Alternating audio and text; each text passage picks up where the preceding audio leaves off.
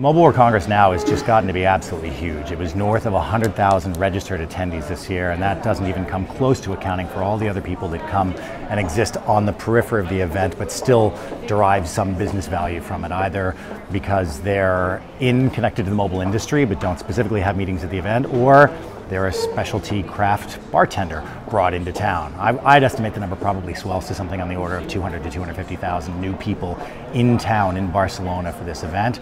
And what ends up being, I would call it a remarkably well-organized city and a remarkably well-organized event for the sheer size and scale in a relatively small town like Barcelona. The event's been going on forever from the mobile industry's perspective. It took place in Cannes years ago and moved to Barcelona. And to me, one of the most interesting points of the event was just how crystallized the role of advertising really has become at Mobile World Congress. This year, there was a two-story, very large hall set aside for nothing but advertising and ad tech vendors. And in my mind, it's now become one of the meaningful tentpole events of the advertising and ad tech industry. Between that and CES and Cannes and Mexico, these are sort of the must-attend events for people in the ad space, particularly for any business that thinks that the role of mobile and or mobile data has a future in what it is that they do. Obviously, the talk continues to be around how mobile networks get better and mobile devices get better. 5G is a term that's been tossed around quite a bit this year. We're still a good 3 to 5 years away from market deployment, but the sense is that bandwidth is just going to get better, devices are going to get stronger. Very consistent theme, and that theme was very strong again this year. A little bit less talk this year about connecting the last billion on the planet. It's still a really important topic, and there's still a tremendous amount of activity, but I think it was overshadowed a bit by innovation this year. Virtual reality, another very big topic. We saw some significant industry CEOs and product announcements take place at Mobile World Congress, showing off devices, showing off content, and it's potentially going to represent a significant upheaval in the way both content producers and consumers ultimately engage with what in the middle becomes some sort of valuable transaction, whether it's entertainment, whether it's commerce or otherwise. It's a coming wave of entirely new devices and I would call it interaction modalities that are meaningfully different from everything we do on our mobile devices today. Now, that said, some of them may be powered by our mobile devices, and there are some interesting VR goggles, everything from the ultra simple Google Cardboard to very advanced devices like Samsung's Gear VR that have a mobile phone at the core of them. But fundamentally, we're going to see a real shift in, I think, both spending patterns from consumers on the types of devices they buy and the cost structure and benefits behind producing immersive 3D content for the real world. And how do you see advertisers and marketers in virtual reality? It's a little early on, but how might that roll out? It's really early today, and there are a couple of smaller ad tech companies that have already started to figure out what they believe the early ad units in VR will be. I think the game is at the very, very early stages. We've yet to see any scalable consumer adoption of VR devices. That has to be there to get advertisers interested in a big way. But if you think about what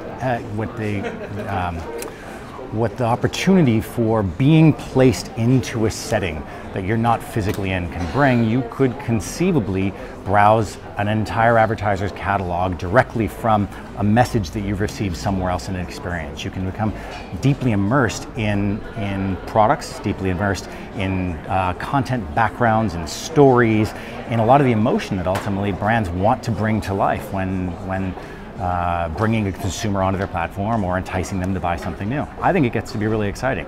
I think there are really big questions around the cost of creating the content, around how you do it at scale, but again, these are early market challenges. They'll get figured out over time. And in terms of user experience, like, are people going to sit on the bus or sit in workspace or at home with VR, or what's the use case, do you think? You know, I think it's probably going to end up mostly home-based, possibly office-based for some commercial applications.